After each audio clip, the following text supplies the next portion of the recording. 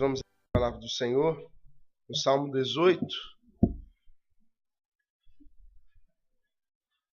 Quero fazer um estudo nesse Salmo. O pastor Hebe suspendeu hoje a escola dominical, o estudo que teria, e me disse que eu deveria pregar e, ao mesmo tempo, dar uma aula.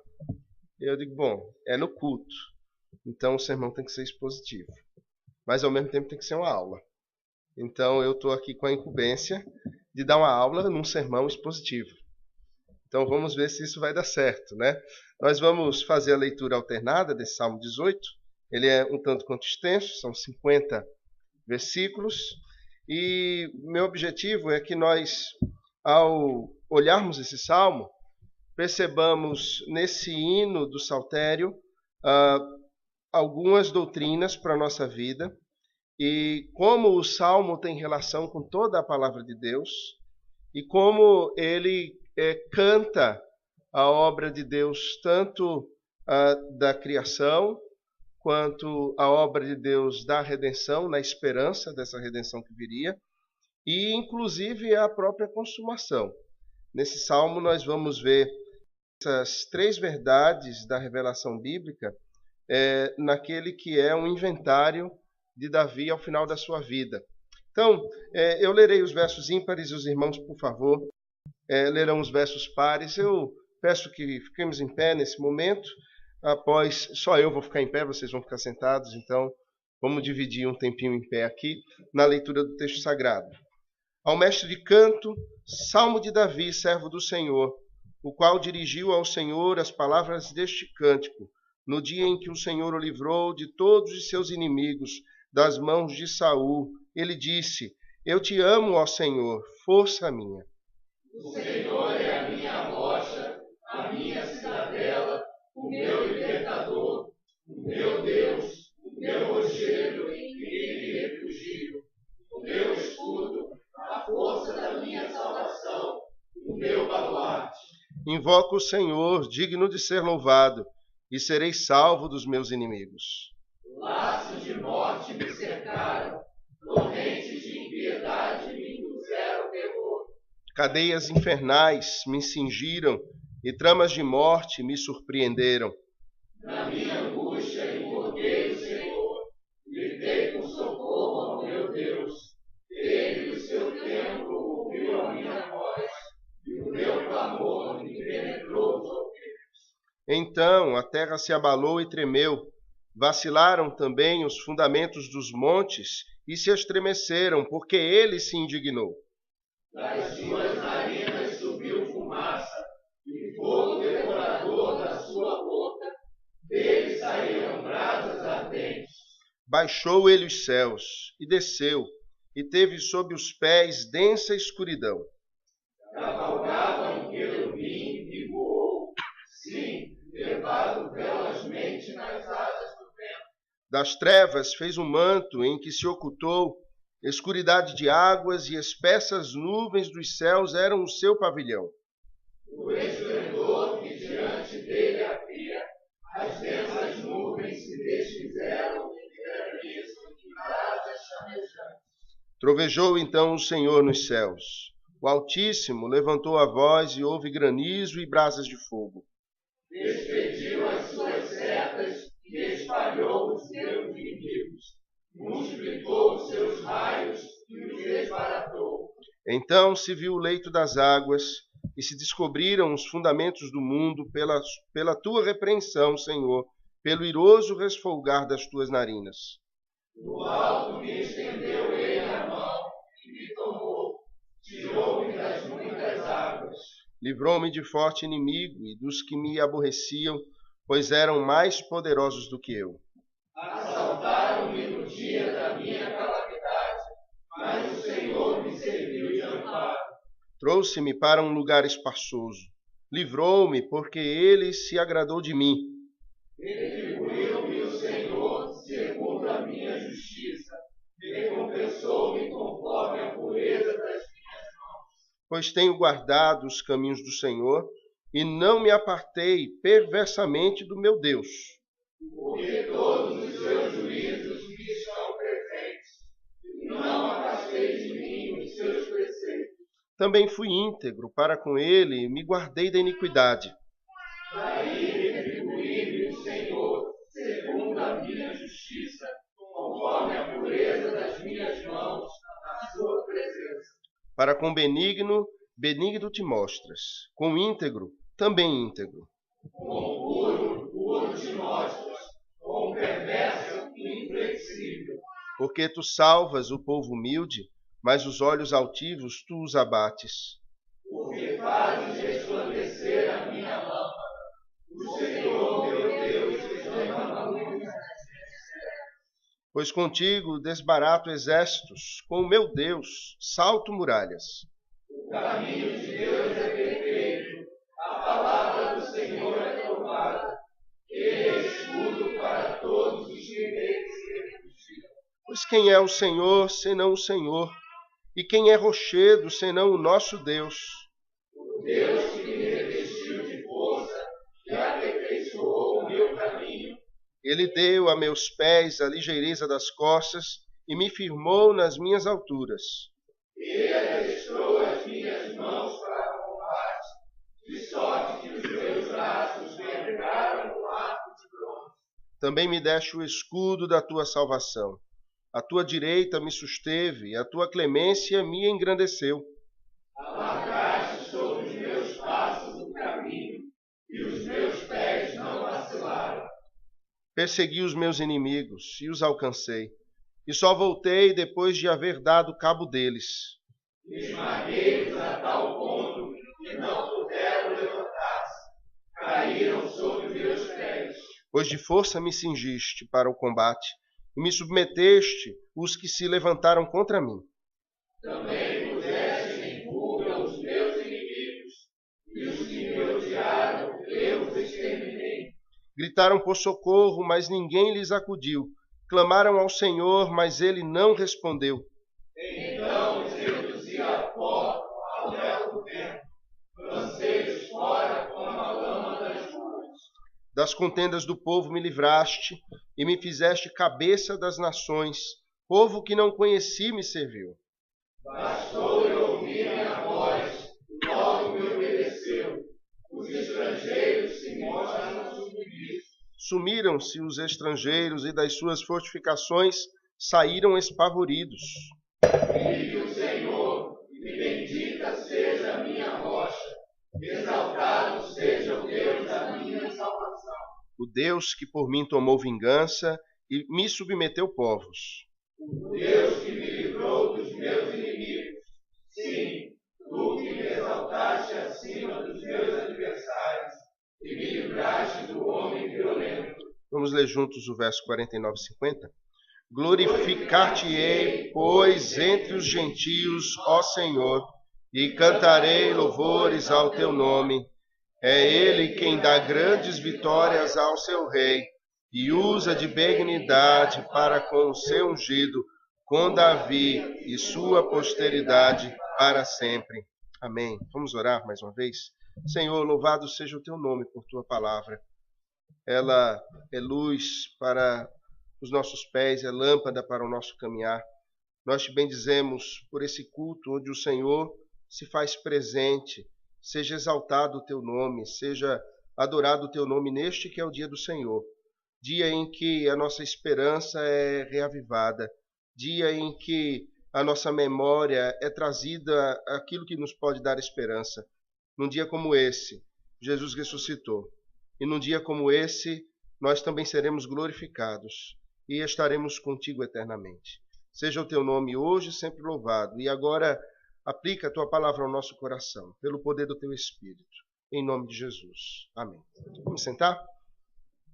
Uma senhora, tia da esposa do reverendo Marcos André, ela frequenta uma igreja pentecostal em Recife, e numa visita que ela fez a ele na sua casa, lá no seminário, ela, sentada à mesa, disse exatamente assim: olhe, Marcos, o amor de Deus é bem grandão. Mas a justiça de Deus é desse tamanho. Aí o reverendo Marcos bateu na mesa. Nunca mais diga um negócio desse na minha casa. Que heresia. E ela ficou meio mimimi, discutindo com ele sobre a justiça de Deus e o amor de Deus. As pessoas têm uma imagem deturpada do Deus a quem nós servimos. Como se a palavra de Deus falasse de um Deus no Antigo Testamento diferente do Deus do Novo Testamento. Elas repartem a história em lei e graça, em um tempo antes de Jesus vir e um tempo depois de Jesus vir. E antes de Jesus vir, Deus era um Deus irado, mas quando Jesus veio, então, a ira de Deus, ela desaparece, e Deus se torna um Deus que é permissivo, um Deus que fecha os olhos para todas as coisas, um Deus que se limita a derramar graça e um Deus que não há de julgar a terra. Esse é certamente, irmãos, um grave erro, um terrível engano acerca do Deus da aliança, do Deus a quem nós servimos, do Deus que nos salvou. A palavra de Deus nos diz que as bases do trono de Deus são justiça e juízo.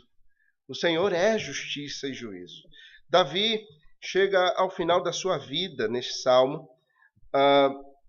Ele é colocado no final da sua vida, muito embora esse salmo tenha sido provavelmente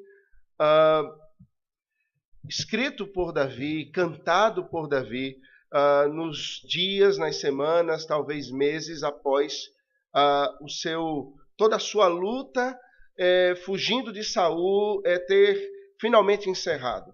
Nós bem sabemos que entre o período de Davi ter sido então ungido rei de Israel por Samuel e ele finalmente se assentar no trono, levou cerca de 10 anos fugindo, 10 anos de perseguição, 10 anos em que Saul queria tirar a vida de Davi, e foram anos difíceis, anos terríveis para o servo de Deus, anos em que ele teve que viver com os degregados, em que ele teve que se refugiar na cidade dos seus inimigos, anos em que ele teve que se fingir de louco, anos em que ele teve que viver e aprender na pele, por aquilo que ele sofria, a confiança no Senhor, a dependência do Senhor, que era o verdadeiro rei. Foram anos de muita luta, mas foram anos especiais para Davi, porque ali Davi foi provado e o seu caráter foi trabalhado por Deus para que ele pudesse sentar finalmente no trono e governar Israel com um coração de servo e ser visto como homem segundo o coração de Deus. Ou como no capítulo imediato, capítulo 23 de 2 Samuel nos fala, Davi, o mavioso poeta, cantor, salmista de Israel, um homem que transpirava no seu coração, nas suas palavras, amor, dependência e confiança no Senhor. Isso não foi algo que ele aprendeu em salas de aula. Não foi algo que ele aprendeu em estudos sistemáticos de quem Deus era ou do caráter de Deus. Isso foi algo que ele aprendeu da lei do Senhor aplicada à sua própria vida diariamente. Eu penso que o escritor de 2 Samuel, o escritor sacro, ele coloca esse salmo no capítulo 22, no final do segundo livro de Samuel, pouco antes de Davi dizer as suas últimas palavras, no capítulo 23, pouco antes de Davi ungir Salomão no seu lugar como rei, e pouco antes de ele finalmente descansar no Senhor, como querendo demonstrar que esse salmo que havia sido escrito tanto tempo antes era na realidade como que um inventário, como que a lembrança de um rei guerreiro daquilo que havia sido realizado na sua vida, não por ele mesmo, mas pelas mãos do Senhor. Era o reconhecimento de um grande rei, o maior rei de Israel, de um guerreiro, um herói de Israel, o homem que era cantado nas canções que eram entoadas nas ruas, o reconhecimento deste próprio homem que a sua força, a sua grandeza, o seu poder, as suas vitórias não eram uma conquista pessoal dele, mas eram algo que o Senhor havia resolvido aplicar à vida do seu servo. E por isso mesmo esse salmo ele é colocado no capítulo 22 de Samuel, antes de Davi expirar, como que um inventário da sua vida. E eu penso que esse salmo ele poderia ser muito bem lido em todos os velórios de servos de Deus, como um inventário da vida dos servos de Deus. Perceba, e eu queria que nós pudéssemos caminhar no texto. É claro que eu não vou, irmãos, poder caminhar versículo por versículo aqui. Eu estou expondo os salmos toda terça-feira, acredito que há mais de um ano, na igreja, e agora que eu cheguei no 18, e isso é lento e é demorado, não dá para a gente expor o salmo todo aqui. Esse salmo mesmo eu comecei a expor, eu ainda não o completei na igreja, eu expus até o verso 15 apenas e devo levar algumas semanas para concluí-lo, e aqui eu tenho o desafio de tentar pontuar ele todo rapidamente. Mas eu quero, antes de nós vermos, eu quero fazer uma divisão desse salmo, e eu imagino que nós precisamos aprender a ler os salmos. É uma poesia, certamente, ao qual nós não estamos afeitos. A poesia hebraica ela tem características diferentes da poesia na língua portuguesa, e essa poesia ela é formada em ciclos que a gente chama de estrutura quiasmática, que vai ligando os versos e trazendo todo um sentido para o texto. E eu quero fazer uma divisão com você desse salmo para que você compreenda então como é que a gente pode ler e dividir, para que a gente então possa fazer a aplicação, a compreensão das partes e não dos versículos, porque não vai dar para fazermos isso. Então, nós temos, antes do verso 1, a introdução do salmo. Esse não é um texto colocado pelos editores da Bíblia, é um texto colocado pelos escritores sacros. Provavelmente não por Davi, provavelmente por Esdras, quando faz então a montagem do saltério, colocando os hinos um após o outro. E nós temos aqui Davi fazendo, ou melhor, o escritor sacro que monta o saltério, fazendo uma introdução do salmo. Em seguida, no verso 1 até o verso 3, nós vemos a introdução do salmo numa declaração de amor, em que Davi se usa de figuras de linguagem para declarar quem é o seu Deus. Nós vamos ver isso rapidamente daqui a pouco. Depois do verso 4 ao verso 5, Davi faz uma referência de quem verdadeiramente são os seus inimigos. Ele declara aqui que os seus inimigos não é Saul, os seus inimigos não são os filisteus, os seus inimigos não são os homens, os seus inimigos são outros. E ele declara isso no verso 4, no verso 5. No verso 6, então Davi faz uma oração ao Senhor. Ele declara aquela que era a oração comum do servo de Deus quando se via aflito, que olhava para os lados e não via solução, e que se lembrava que há um Deus sentado no trono que governa todas as coisas e que é justiça e juízo. Então ele faz a oração ao Senhor nos céus. É uma oração de invocação. No verso 7 até o verso 15, nós vamos ver então uma teofania, ou seja, Deus se apresentando de maneira extraordinária a Davi no meio da sua angústia, no momento em que ele era perseguido. Esse trecho do verso 7 ao verso 15, ele tem várias referências a outros textos bíblicos, como por exemplo, a gente vai fazer referência a Isaías capítulo 6, nós vamos fazer referência nesse trecho, né, do Salmo a Ezequiel capítulo 1, Ezequiel capítulo 10, Apocalipse capítulo 10, Apocalipse capítulo 4. É uma teofania apocalíptica que nós vemos aqui no Salmo até o verso 15, do verso 7 ao verso 15. No verso 16 ao verso 19, você vai ver o socorro de Deus ao seu servo. Deus se apresenta e Deus socorre o seu servo, do verso 16. Esse trecho ele vai se alongar até o verso 45, mas em pequenos subtemas. Veja só, do verso 16 ao verso 19, o socorro de Deus é introduzido. Deus ele resolve livrar o seu servo dos seus fortes e terríveis inimigos. Do verso 20 até o verso 24, o Senhor, nós vamos ver aqui, aquele que se apropria da justiça de Deus e que é justificado por Deus, como ele se sente, como ele é visto por Deus e como ele se apresenta diante de Deus. Aqui tem elementos da redenção mesmo, a justiça de Deus e a justificação aplicada aos seus servos. Veja, aqueles que não compreendem a aliança, eles vão ter uma grave dificuldade em ver os servos de Deus do Antigo Testamento como justificados. Eles vão ter dificuldades com isso. E perceba uma coisa, já adiantando o que eu quero apontar lá no tema, uma pergunta que eu faço aos irmãos. A gente está na escola dominical, numa aula, né, Oreb? No sermão, aula, não é isso? Então a gente está na escola dominical. Você já é santificado? Você já está santificado? Sim ou não? Sim? Alexandre disse que sim. Quem concorda com ele? Sim. Nós estamos ou não? A gente fica, peraí, completamente, porque aí a gente está vivendo agora o drama, né? Peraí, mas eu peco.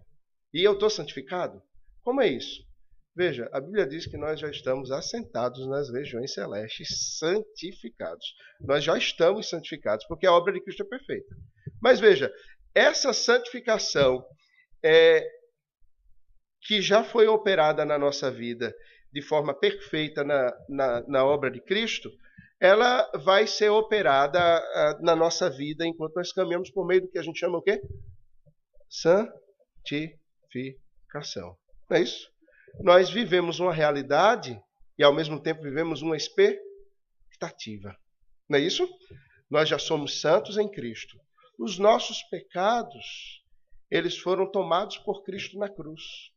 E hoje nós confessamos pecado aqui. Não confessamos? Esses nossos pecados que nós confessamos aqui, eles, tendo sido confessados por nós, e só quem pode confessar são os eleitos, os salvos mesmo, eles fazem separação entre nós e Deus? Não fazem. Não fazem mais. Porque Cristo tomou esses pecados sobre si. E nós somos santos, nós estamos santos aqui diante de Deus. Mas veja, isso é uma expectativa. E ao mesmo tempo é uma realidade. Os antigos, os nossos pais do Antigo Testamento, eles viviam a expectativa da redenção, mas eles viviam uma redenção aplicada na vida deles ali, naquele momento. Davi, ele viveu antes de Cristo, mas ele morreu e viveu em Cristo. Veja, ele viveu e morreu em Cristo na expectativa do Messias, do Cristo de Deus que viria. Ele viveu a sua vida compreendendo que ele era pecador e que ele carecia da graça e do perdão de Deus, e ele caminhava na sua vida e conseguia viver sem uma esquizofrenia espiritual entre ser perdido e salvo, porque ele se fiava na obra de Deus e do Cristo de Deus que viria de forma perfeita para finalmente perdoar os pecados de todos. Ele não morreu como ímpio, Davi morreu como um santo. Ele morreu como um servo de Deus, remido por Cristo que ainda viria nascer e viria ser crucificado e derramar o seu sangue por esse Davi. Ele já estava redimido e aguardava a redenção, na expectativa da redenção. Isso vai ser apresentado aqui. Do verso 25 ao verso 30, nós vamos ter uma ideia que é trabalhada nesse salmo e que vai ser muitíssimo trabalhada pelo apóstolo Paulo. É a ideia da imitação de Deus. A gente vê isso em Romanos capítulo 15. Nós vemos isso em Efésios capítulo 5, quando Paulo diz: sede imitadores de Deus como filhos amados. Né? Então, nós vemos o tema da imitação de Deus, o servo de Deus, você vê. Nós estamos numa perícope em que é o socorro de Deus. O socorro de Deus se apresenta, a justiça e o juízo de Deus se manifestam. O homem que é alcançado pela justiça de Deus, porque o juízo foi aplicado em outrem, esse se torna um servo de Deus e caminha em imitação de Deus. Ele olha para o caráter de Deus e ele imita o caráter de Deus. Aí nós temos agora uma outra parte do Salmo, o verso 31 até o verso 42. Davi, então, apresenta esse que é justificado e que imita a Deus, ele sabe quem é Deus. E o tema dessa parte, o subtópico desse texto, de 31 a 45, é quem é Deus, o que Deus faz e o que o homem faz diante das obras de Deus. No verso 43 ao verso 45, nós temos o livramento, que é continuamente aplicado à vida daqueles que caminham na presença de Deus. E no verso 46 até o verso 48, nós temos o fechamento e eu vou tentar mostrar isso para vocês, da estrutura quiasmática que há no Salmo, que é a estrutura da poesia hebraica, quando ele retorna para a introdução. Ele retorna para a introdução do verso 46 ao verso 48, e ele faz uma doxologia no verso 49 e 50, fazendo uma referência direta a Cristo. Ele encerra o salmo, que é o inventário da sua vida em Cristo. Ele encerra falando de Cristo, falando da esperança dele, falando do futuro, apontando para a consumação. E isso é impressionante. Vamos voltar agora, e tendo já na cabeça, assim, mais ou menos, a estrutura do Salmo, vamos voltar para dar uma olhada nele. Na introdução do Salmo, que está antes do verso 1, você observa algumas coisas. E o que mais chama a atenção é que quando esse Salmo ele é colocado no saltério, Davi ele já era o grande rei. Ele já era reconhecido como o grande líder de Israel, o grande rei de Israel, o homem que estava no imaginário do povo de Israel, num sonho. O sonho de Israel, quando o saltério é montado, é que Israel voltasse aos anos de ouro do reinado de Davi. É que eles tivessem de novo um rei assentado no trono como Davi o era. Mas veja como Davi é reconhecido. Davi não é reconhecido como rei. Davi não é reconhecido como um guerreiro. A introdução diz assim: Salmo de Davi, servo do Senhor. Servo do Senhor. Isso aponta uma coisa para nós. Davi, a história da vida dele aponta para as pessoas vários adjetivos, vários títulos, várias conquistas. Mas acima de todas as conquistas, de todos os títulos e todos os adjetivos que Davi pudera juntar na vida dele, o maior de todos, o mais honroso de todos os adjetivos que Davi podia carregar, era o de servo do Senhor. Eu paro para pensar nisso e, irmãos, fico constrangido diante do Senhor e fazendo-me a seguinte pergunta: após a brevidade da vida aqui, após estudarmos, após trabalharmos, após corrermos, após nós nos desgastarmos, após termos arregaçado as mangas e suado muito, inclusive pela obra, pelo Evangelho, em adoração ao nome do Senhor, no cuidado com os nossos e com as nossas famílias, a nós pastores no cuidado com o rebanho, com a igreja, qual será o adjetivo? Qual será a alcunha que nos será conferida? Será que dirão de mim que eu sou servo do Senhor? Será que o adjetivo que marcará a minha vida será o de servo do Senhor? muito poucos ao final da vida são lembrados desse jeito, são lembrados dessa forma. Muitos podem dizer, ali está um grande homem que conquistou algumas coisas, ali está uma grande mulher, foi isso, foi aquilo, um exemplo de superação. Mas quantos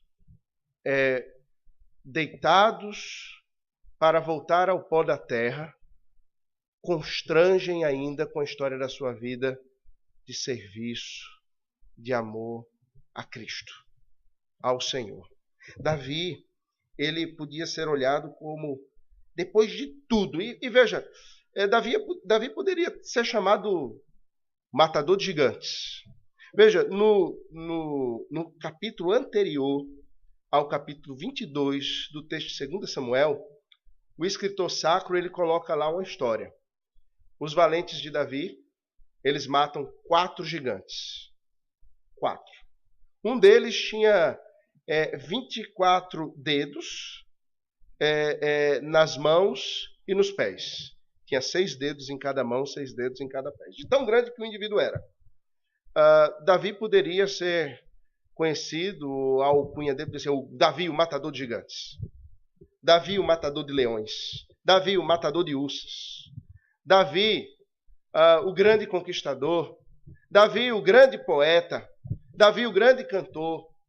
Davi, não, é o servo do Senhor. Isso, irmãos, deve nos constranger a nos perguntarmos naquilo que fazemos aqui e agora, qual é a nossa ambição? Qual é a ambição que nos move? Como queremos ser conhecidos? Queira Deus que o seu Espírito trabalhe no nosso coração a fim de nós desejarmos ser conhecidos como servos. E nada mais do que servos. Veja então, Davi, após a introdução dada pelo escritor sacro, pelo organizador sacro do saltério, Davi entra na introdução do tema do seu salmo, ou numa declaração de amor que ele faz ao Senhor. Esse salmo é um salmo de adoração a Deus, numa glorificação, numa adoração. E veja, ele diz, eu te amo, ó Senhor.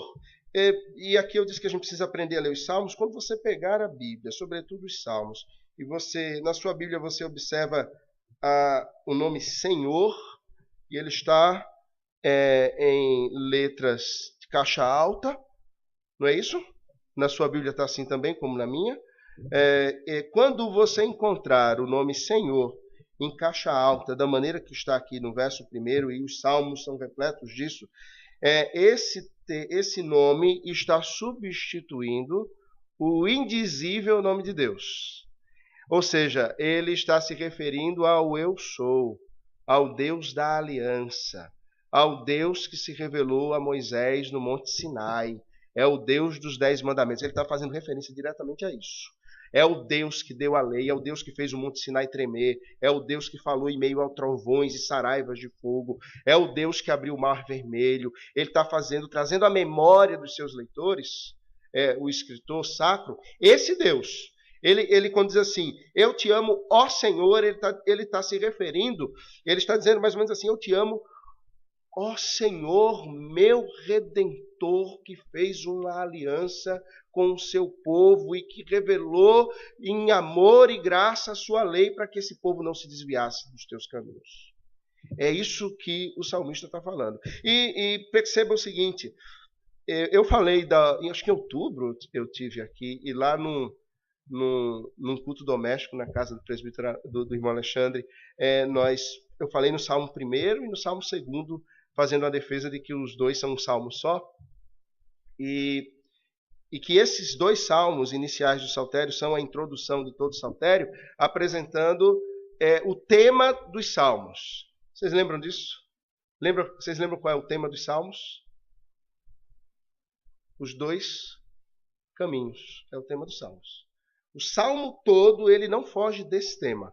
O tema é os 2 caminhos. Quando você lê qualquer salmo, você tem em mente os 2 caminhos. Que caminhos? O caminho dos justos e o caminho dos ímpios. O salmo começa, bem-aventurado o homem, e ele vai falar de forma negativa, que não anda não se detém, não se assenta. No caminho dos pecadores, dos ímpios, dos escarnecedores, ele não se detém nesse caminho. E a gente viu lá naquele salmo que o bem-aventurado que não se detém no caminho é um único homem. Alguém aqui nunca se deteu no caminho dos pecadores? Alguém aqui nunca se assentou na roda dos escarnecedores? Quem de nós pode dizer que nunca trilhou o caminho dos ímpios? Toda vez que pecamos, toda vez que nos desviamos, toda vez que as intenções do nosso coração, que as nossas palavras e as nossas ações se desviam da lei do Senhor, nós botamos um pé no caminho de impiedade. Então, quem é o bem-aventurado que nunca andou nesse caminho de impiedade? Só tem um. É o segundo Adão. O único é Cristo. O único perfeito que anda em caminho de perfeição é o Senhor Jesus. Conquanto a nossa miséria seja nós não conseguirmos caminhar nesse caminho de justiça, a graça está em que nos colocamos à sombra desse bem-aventurado. E somos feitos bem-aventurados por Ele. Porque a nossa vida a Ele pertence, porque Ele nos comprou e nos resgatou, nós somos bem-aventurados. Somos vistos como santificados. Nós somos bem-aventurados. Então, o salmista, ele olha para o Senhor como esse Senhor que mantém a aliança, esse Senhor que o sustenta, esse Senhor que o mantém não por causa dos seus méritos. E ele vai, então, apresentar uma série de metáforas aqui sobre o Senhor. O Senhor é a força de Davi. Ou seja, é aquilo que dá ânimo para a sua vida. Nós vivemos, irmãos, num tempo de desânimo, não é? Nós vivemos no tempo da depressão. E depressão que vem ocasionada ou que ocasiona uma série de coisas. Pânicos, medos, pavores, ansiedades, angústias. Nós vivemos assim. Davi não viveu um tempo mais confortável que o nosso, muito pelo contrário. Imagino que nenhum de nós aqui viveu a perseguição, as lutas e humanamente as incertezas que Davi pode viver. Mas ele dizia, agora, sendo livre do Senhor, das suas lutas, o Senhor é a minha força. Ele não está falando aqui simplesmente de que o Senhor dá uma força extraordinária a Davi para que ele lute. Não. Ele está falando do Senhor é o meu ânimo. O Senhor é aquele que me dá ânimo para eu acordar de manhã. O Senhor é aquele que me move a me levantar da cama, ou ali não tinha cama, fugindo de Saul, a me levantar do chão, da poeira, e lutar mais um dia. O Senhor é a força que me mantém firmado na sua promessa. O Senhor é que mantém a minha mente sã. O Senhor é que me mantém em meio à angústia que me cerca, me mantém firme no caminho. Ele é a minha força. E aí ele vai nessas metáforas. O Senhor é a minha rocha, o Senhor é a minha cidadela, o Senhor é o meu libertador, o Senhor é o meu rochedo, o Senhor é o meu refúgio, o Senhor é o meu escudo, o Senhor é a força da minha salvação, o Senhor é o meu baluarte. Aí ele está se referindo com todo o amor. E o termo que ele utiliza no início do Salmo, esse amor é um amor específico que não é muito utilizado no texto sagrado e em poucos textos ele é utilizado. É um amor que move a sua alma. Não é um amor de sentimentos, mas é um amor de entrega completa, um amor de submissão. É um amor que leva a que ele esteja despojado e prostrado diante daquele a quem ele ama para servi-lo. Ele declara que a sua vida pertence ao Senhor e que o Senhor é tudo isso para ele. E ao final dessa introdução ele diz, olha, porque o Senhor é tudo isso para mim, eu invoco o Senhor, que é digno de ser louvado, e serei salvo dos meus inimigos. Ok, no verso 4 e 5, então nós entramos na segunda divisão do Salmo.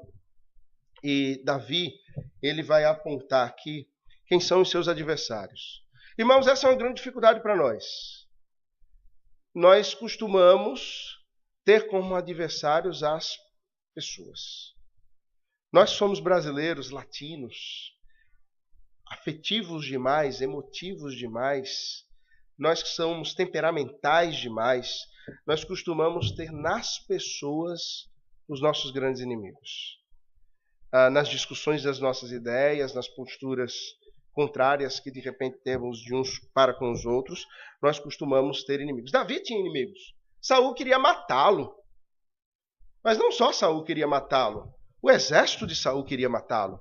Mas não só o exército de Saul, os filisteus, desde aquele grande dia em que Davi havia lançado uma pedrinha na testa de Golias e arrancado a sua cabeça com a própria espada do gigante, Davi estava jurado de morte pelos filisteus.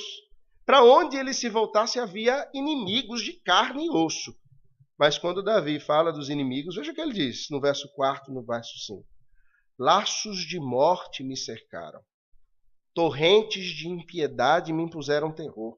Cadeias infernais me cingiram e tramas de morte me surpreenderam.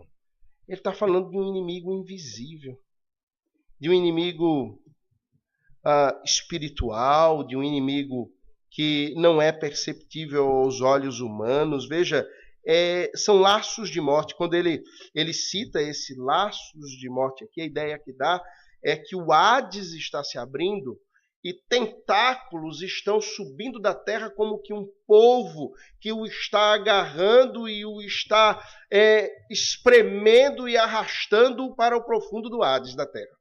A ideia é essa que ele coloca aqui. Aí ele prossegue, ele vai dizer, são cadeias infernais que me cingem, são tramas de morte. Ele fala de algo além da carne e do osso. Ele fala de algo que vai além daquilo que os olhos humanos poderiam perceber. Veja, se você for a Efésios, no capítulo 6, no verso 12, no verso 11 e 12, veja o que o apóstolo Paulo diz. E eu queria que você marcasse esse texto, segurasse um pouco, esse salmo faz algumas referências a ele, ou Paulo, ao escrever aos Efésios, tem a cosmovisão de Davi e faz referência ao salmo.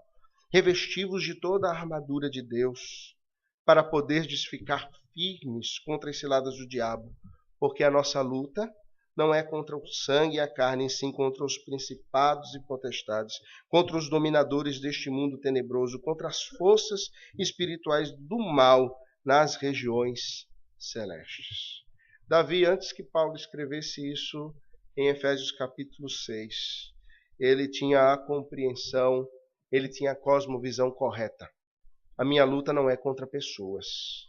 A minha luta é uma luta espiritual. E por isso mesmo, eu vou lutar com armas espirituais. E no verso 6, então, ele afirma quais são essas armas. Na minha angústia, eu invoquei o Senhor.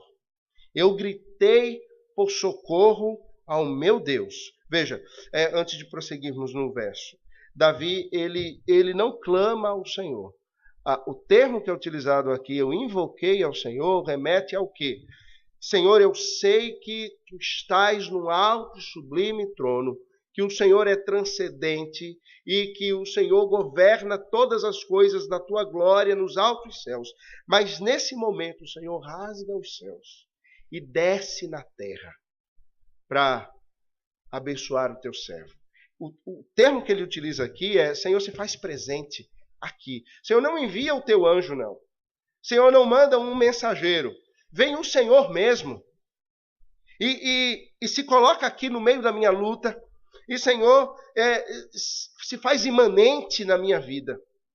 Se faz presente na minha vida de forma perceptível. Ainda não havia ocorrido o Pentecostes, a descida do Espírito Santo, e nós somos privilegiadíssimos, irmãos, porque Deus é conosco em todo o tempo. Não há um momento em que Deus não esteja conosco, a sua igreja, o seu povo, porque nós somos templo da terceira pessoa da Trindade.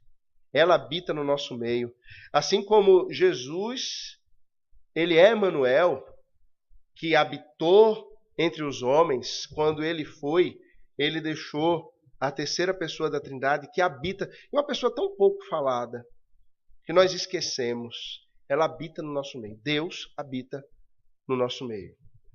Nós estamos, e a nossa vida se passa e se perpassa toda ela na presença de Deus, não porque ele simplesmente veja do trono de glória, mas porque ele está envolvido na nossa vida através do seu Espírito, que nos leva à santificação, que nos leva à tristeza por causa do nosso pecado, que nos constrange a buscarmos ao Senhor.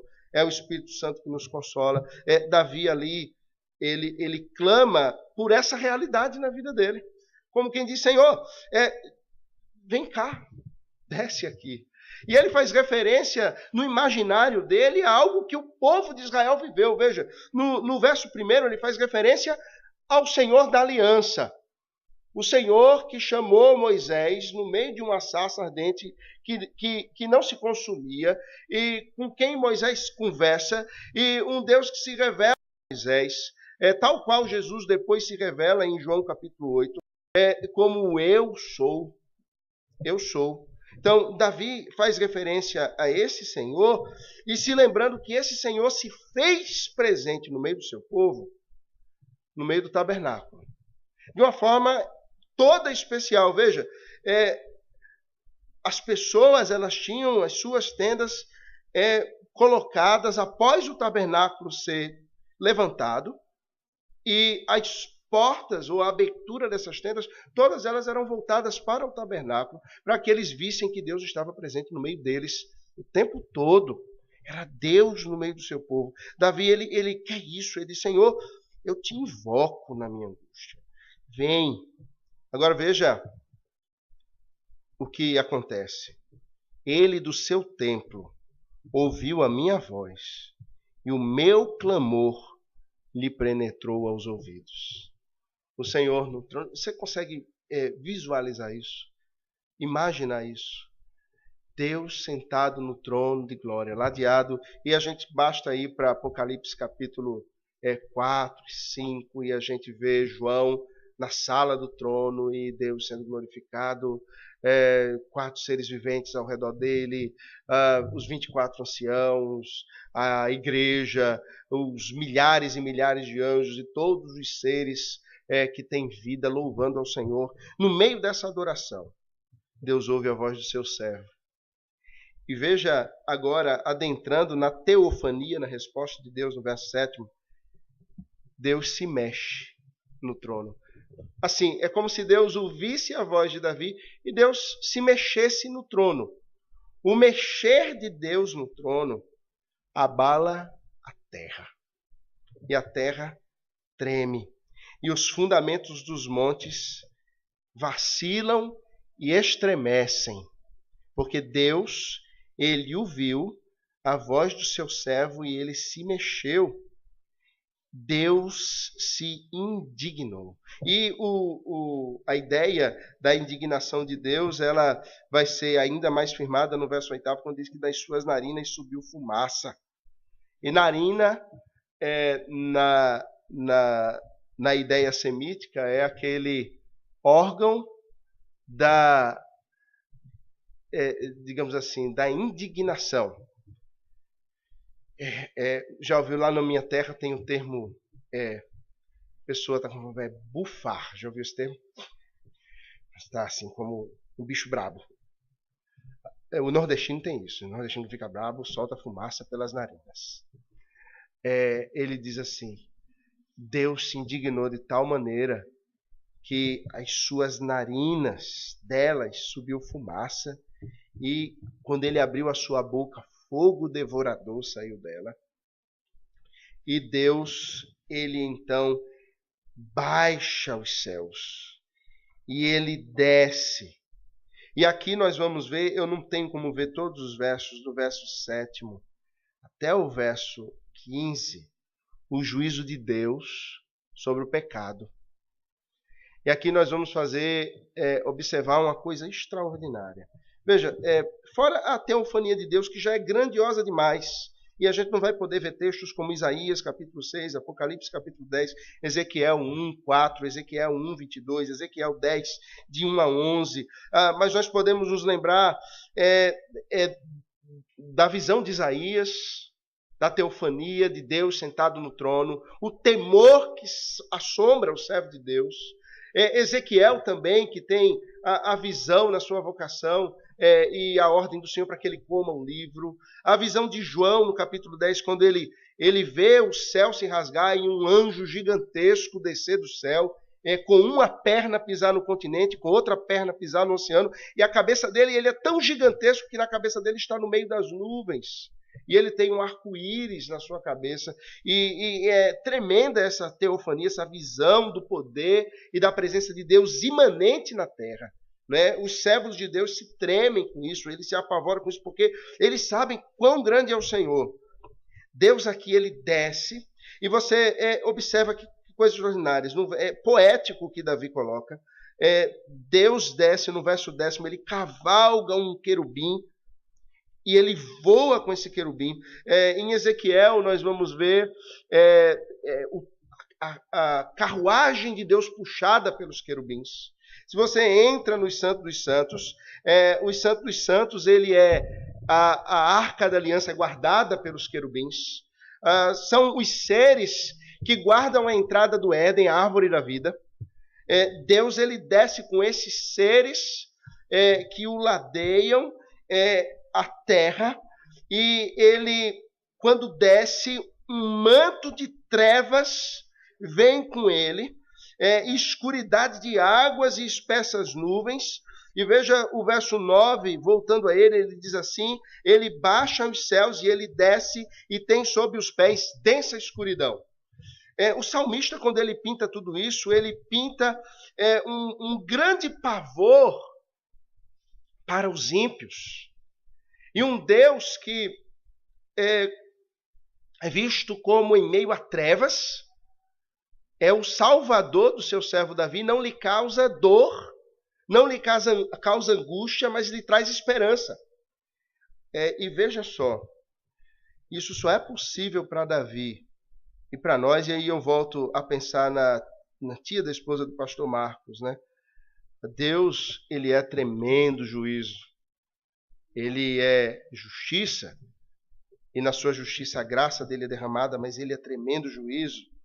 E esse juízo, ele nos traz alento, nos traz conforto, nos traz esperança, porque ele não será derramado sobre nós, pois o juízo que nós deveríamos receber foi lançado sobre outro, que tomou o nosso lugar. Veja quando no verso 9 ele diz: e teve sob os pés densa escuridão. Você se lembra de um momento em que Deus se fez presente na terra com tremendo e intenso juízo, quando houve densas trevas? Lá no Calvário, lá no Gólgota. Foi esse momento aqui. Deus desceu do céu, com as suas narinas soltando fumaça e a sua boca fogo devorador. E aí nós vemos o tamanho da obra de Cristo. Cristo foi quem recebeu de braços abertos essa fumaça das narinas de Deus, o fogo devorador que saía da sua boca contra a nossa impiedade, irmãos, contra o meu e o seu pecado. Ele recebeu esse tremendo Deus gigantesco com todo o peso da sua ira sobre si. E houve densa escuridão na terra. O texto da morte de Jesus em Lucas diz que ali na hora sexta, Jesus pregado à cruz, no momento em que deveria o sol estar mais claro, ao meio-dia, trevas se estabelecem e elas perduram até a hora nona. 3 horas no nosso relógio de escuridão, de trevas. Eu não imagino que foi um eclipse. Foi algo muito pior. Foi algo visto por todos e sentido por Cristo de tal maneira que Jesus, na dor de receber sobre si todo esse peso, diz: Deus meu, por que me desamparaste? Não é? Irmãos, o salmista Davi, ele só pode clamar a Deus e se manter firme, se manter confiante e esperançoso diante desse grandioso Deus por causa de Cristo. Nós só podemos nos manter firmes por causa de Cristo. No verso 16 em diante, então, ao verso 19, nós temos o socorro de Deus. Do alto me estendeu ele a mão e me tomou. Veja, o próprio Deus Salvador. Ele começa falando do Deus da aliança, e ele agora mostra o Deus da aliança envolvido na redenção do seu povo, no socorro do seu povo. Não é um anjo, não é alguém que vai estender a mão e salvar o servo de Deus. É o próprio Deus que estende a mão e toma esse servo de Deus das muitas águas. Veja, não é porque Davi não era servo de Deus, ou não é porque Davi era servo de Deus, que ele não sofreria dores. Não é porque Davi era servo de Deus que ele não teria momentos de aflição. Não é porque Davi era servo de Deus que ele não se viria de repente quase que se afogando. Você já se sentiu assim? Quase que é o último suspiro. Eu vou me afogar, Senhor. E o Senhor, na sua imensa e graciosa providência, estende a mão e nos tira do turbilhão de águas.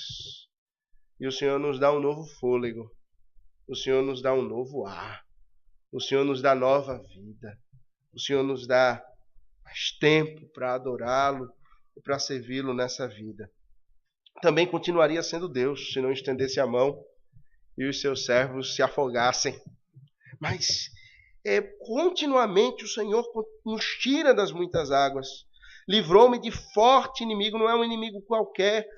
Ele nos livrou do inimigo das nossas almas. Ele nos livrou do pecado que nos escravizava. Ele nos livrou dos grilhões lá da morte, dos laços de morte, das cadeias infernais. Ele nos livrou disso. E então, o verso 19 diz: trouxe-me para um lugar espaçoso, livrou-me porque ele se agradou de mim.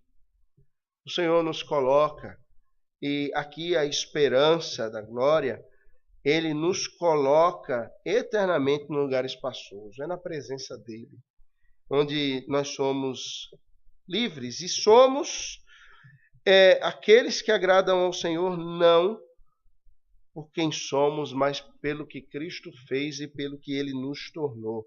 No verso 20, nós vamos ver a justiça e a justificação, e perceba, se esse texto não for visto agora assim, pode parecer que o salmista é presunçoso. Veja o que ele diz: retribuiu-me o Senhor segundo a minha justiça. Recompensou-me conforme a pureza das minhas mãos. Davi, ele sabia que era pecador. Em outros salmos ele diz: Senhor, contra ti pequei. Em outro salmo ele diz: enquanto eu calei os meus pecados, os meus ossos envelheceram. Ou seja, ele sabia que ele era pecador. Ele sabia que os seus caminhos não eram perfeitos. Mas aqui ele fala de uma justiça que está além das suas atitudes.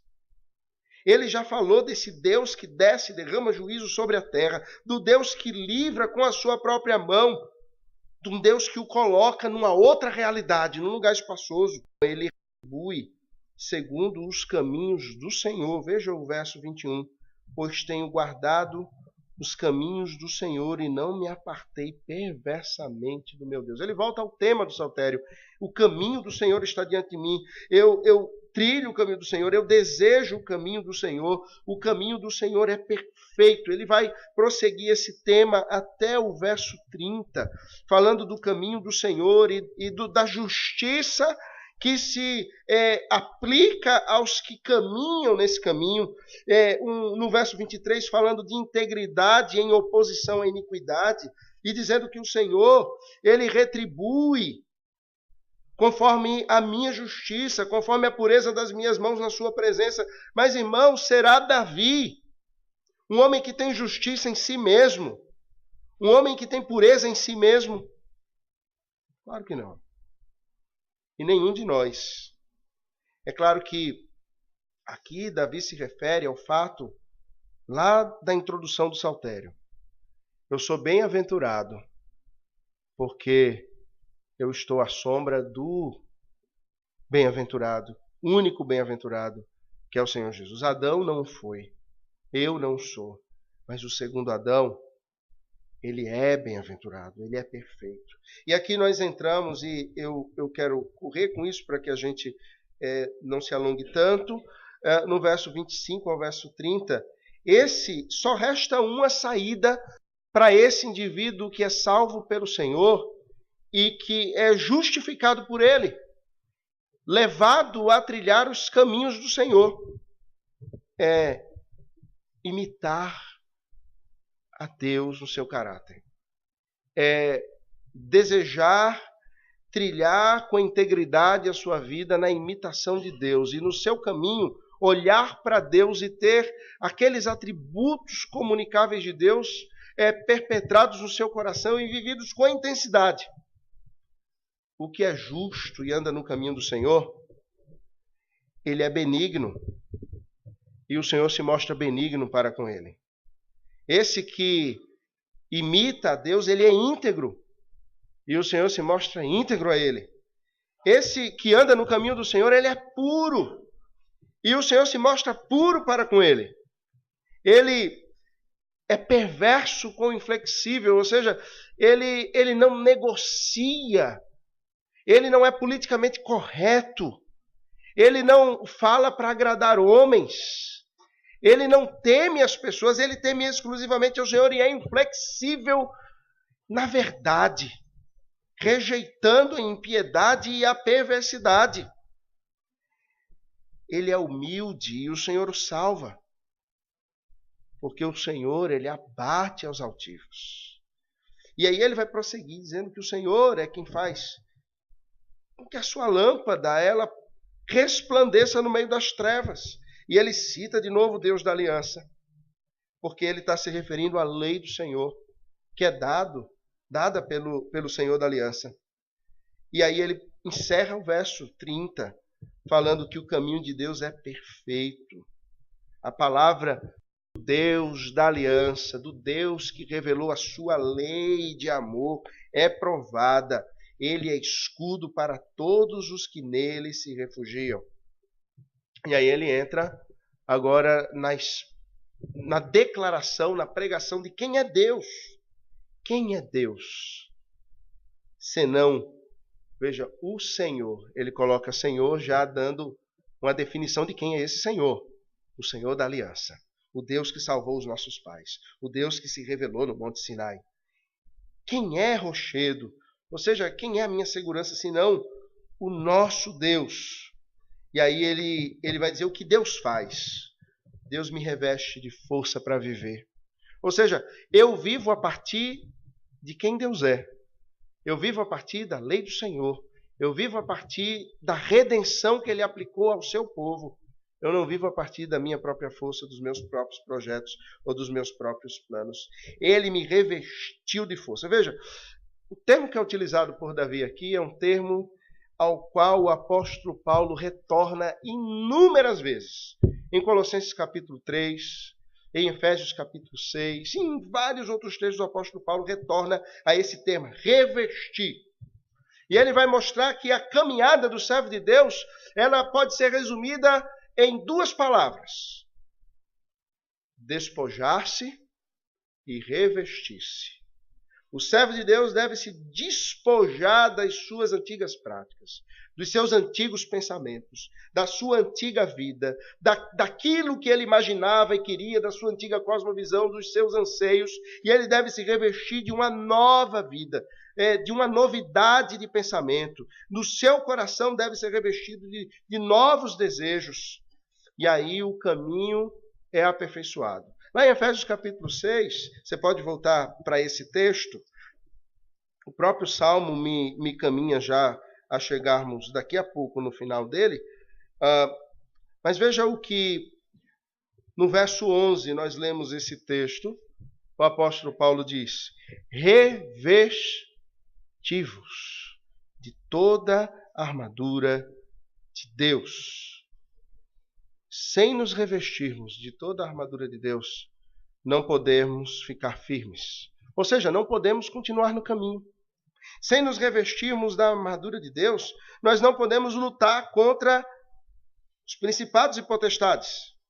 Sem nos revestirmos da armadura de Deus, nós não vamos resistir no dia mau, nós não vamos permanecer inabaláveis, nós não vamos ter a verdade, nós não vamos experimentar a justiça, nós não vamos pregar o evangelho da paz, nós não vamos ser livres dos dardos inflamados do maligno, e a nossa mente, ela será um alvo fácil para as mentiras e vãs filosofias desse mundo. Davi está falando para que nós nos revistamos da força de Deus, onde o nosso caminho é aperfeiçoado. E veja, ele usa elementos que Paulo usa também em Efésios 6. Ele deu a meus pés a ligeireza das costas. Paulo vai falar dos pés que calçam o evangelho da paz. Ele me firmou nas alturas, ele adestrou as minhas mãos para o combate. As mãos que se revestem lá em Efésios 6, ela toma a espada da justiça nas suas mãos, a espada da verdade nas suas mãos. Aqui ela toma o arco, não é, com o qual ele lança flechas no seu adversário. Lá ao escudo, aqui no verso 35, ao escudo também. O Senhor, ele alarga os passos destes que se despojam de si mesmos e se revestem da armadura de Deus e trilham o caminho que é o próprio Cristo, é o Senhor Jesus, o Verbo, a palavra de Deus encarnada. Deixe-me ir adiante, quando finalmente no verso 43, do verso em diante, 36 ao 42, ele vai falar sobre pormenores de como o Senhor age, fortalecendo o seu servo quando ele é cingido para o combate. O verso 39, por exemplo, vai falar sobre isso. Mas do verso 43, então, ao verso 45, o salmista ele está caminhando para a conclusão, onde ele diz que o Senhor livra o seu povo de contendas. Ele faz com que o seu povo seja cabeça das nações. E ele faz com que esse povo seja servido. E ele leva os estrangeiros a se mostrarem submissos ao Senhor e a esse povo. E aqui o salmista falando de si mesmo. E ele vai falando isso, parece que ele está falando de prosperidade. Um teólogo da prosperidade pegaria esses versos 43 a 45, que seriam um prato cheio. Mas não é nada disso que o salmista está falando. A gente vai ver isso na doxologia já. Quando ele está falando desses estrangeiros e nações outras que se submetem a ele está se referindo a uma outra coisa. Já ele volta e conclui dando o verdadeiro significado disso.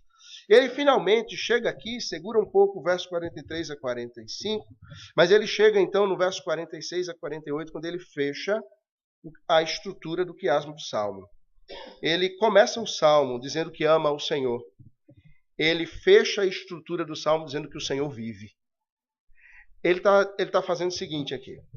Ele está falando que as nações vêm, as nações são subjugadas, as nações servem. E aí ele diz, vive o Senhor. Por que ele diz isso? Porque ele está querendo mostrar que o único Deus que tem vida é Deus. No outro salmo, no Salmo 115, ele vai dizer que as nações têm deuses e elas fazem deuses com as suas próprias mãos. E ele diz que esses deuses, eles não têm vida.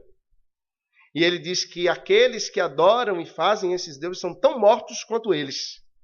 Para confrontar essa realidade da morbidade dos deuses pagãos e dos povos que adoram os deuses pagãos, ele diz: eu tenho vida e tenho força, porque o meu Deus vive. Vive o Senhor. E aí ele adora: bendita seja a minha rocha. Veja que expressão extraordinária do coração do salmista. Exaltado seja o Deus da minha salvação. O Deus que por mim tomou vingança e me submeteu aos povos. Olha, ele volta ao tema da aparente prosperidade. O Deus que me livrou dos meus inimigos. Sim, tu que me exaltaste acima dos meus adversários e me livraste do homem violento.